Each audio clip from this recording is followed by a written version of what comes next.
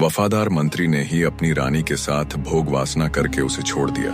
राजा महेंद्र प्रताप वीरता, न्याय और पराक्रम के लिए पूरे भूखंड में प्रसिद्ध थे। उनकी पत्नी रानी पद्मेश्वरी एक अत्यंत सुंदर, विदुषी और धर्मपरायण स्त्री थी। उनकी जोड़ी को लोग धरती पर विष्णु और लक्ष्मी कहा करते थे। राजा को युद्धों में जाना पड़ता था और ऐसे ही एक लंबे अभियान पर जाते समय राजा ने महल की पूरी जिम्मेदारी अपने मुख्यमंत्री वत्सराज को सौंप दी थी। वत्सराज उम्र में वृद्ध, बुद्धिमान और कई वर्षों से राज्य का निष्ठावान सेवक माना जाता था। लेकिन राजा के जाते ही वत्सराज का असली चेहरा सामने आने लगा। छिपा हुआ विकृत इरादा वत्सराज ने अपने भीतर सालों से दबी वासना और लालच को अब खुला छोड़ दिया था। वह रानी पद्मेश्वरी की सुंदरता पर पहले से ही मोहित था, लेकिन अब राजा के गैर हाजिर होने का गलत फायदा उठाना चाहता था।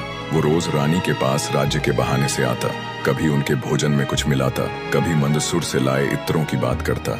रानी को सब समझ आने लगा। उसकी आंखों में छल, इरादा और लोलुपता साफ झलकती, लेकिन चुप रही, क्योंकि वह चाहती थी कि इस बार साजिश खुद अपनी कब्र खोदे। रानी ने एक दिन कहा, मंत्री जी, आपने मेरे लिए बहुत कुछ किया है। मुझे आपसे एक तांत्रिक विद्या जाननी है, जिससे मैं राजा की लंबी उम्र के लिए पूजा कर सकूं। वत्सराज प्रसन्न हो गया। उसने सोचा, रानी अब मेरी बात मानने लगी है, बहाना चाहे जो हो। अब वह पूजा के बहाने अकेले मिलना चाहती है। तंत्र पूजा की रात को रानी उसे एक पुराने किले के भीतर बने काली माता के मंदिर में ले गई। चारों तरफ दीपक जल रहे थे। रात अंधेरी थी और वायु में रहस्यमयी कंपन। रानी ने कहा, इस पूजा का अंतिम चरण तब पूरा होता है जब याचक अपनी वासना का त्याग करके देवी को समर्पित होता है। क्या आप तैयार हैं?